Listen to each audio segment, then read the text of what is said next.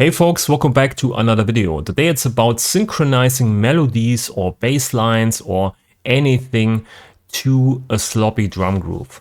So here in the background we have some kind of acid jazz drum loop running.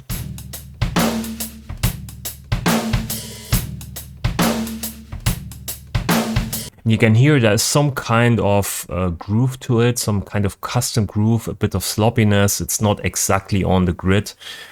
And when you want to play something to it, you need to actually match the groove.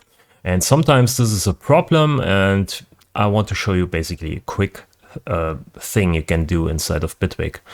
So let's add here something straight. So I use a polymer, I use a multi-note, dial in here maybe just a chord. So we can use actually an arpeggiator on that, and we want to create here, of course, a new audio clip. Let's put the note in there.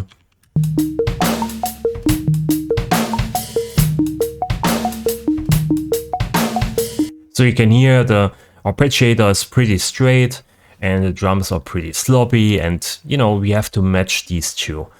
And you can, of course, straighten out the drums here, put everything on the grid, but then you lose, of course, all the custom swing feel of these drums, right? So we want to synchronize actually the straight groove to the drum groove. And a super easy way of doing this is actually to use a note grid here. Note grid. And inside of the note grid, we receive, of course, here the note input from the arpeggiator, and then we put it straight out here.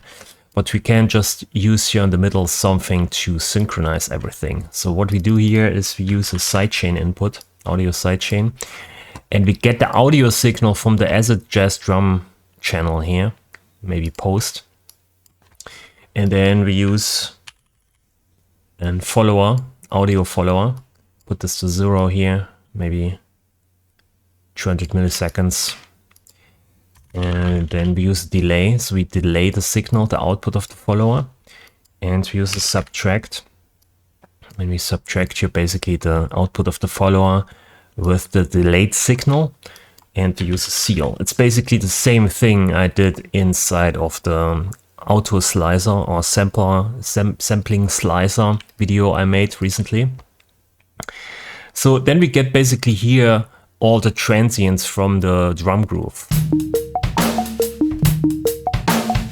As you can see here, it's flashing basically in red every time we get the transient. Then with this, we can kind of use a clock quantizer now and put this here into the gate signal, put this into trigger mode, and then use the output here of this. So this is basically our transient detector that detects the transients inside of the drum loop. And then we use this as a clock signal for our MIDI input or note input here. So the arpeggiator goes into the clock quantizer.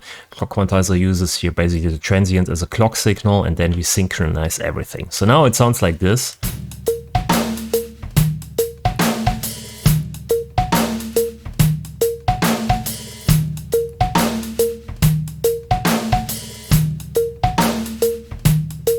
Without.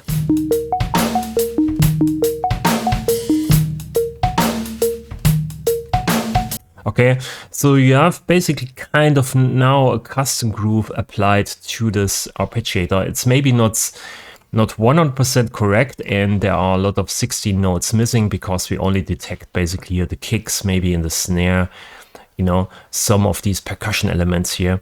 But you can try and play around a bit here with the fall setting.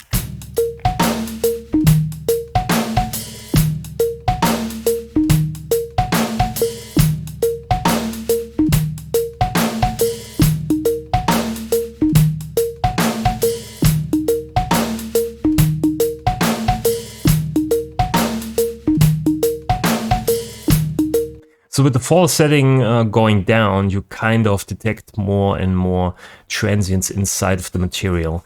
You can also play around in here with low cuts and high cuts just to, you know, get some clicks and pops out of the audio signal and just really detect only the kick drums, the snare drums, or the hi-hats, and then use that for the drum groove. Sometimes if you have some jazz loops, you probably want to detect only the hi-hats because that's where the real groove is, and that's also where you get all these 16 notes that you probably want. So you want to have as many notes as possible to have more possibilities to, you know, play these notes on. So these are basically just my tips here for that. So maybe put your high pass on that. Sometimes you probably also want to use here an amplify, you know, to amplify the signal if it becomes too quiet. So you can play around with this until you think it sounds the best.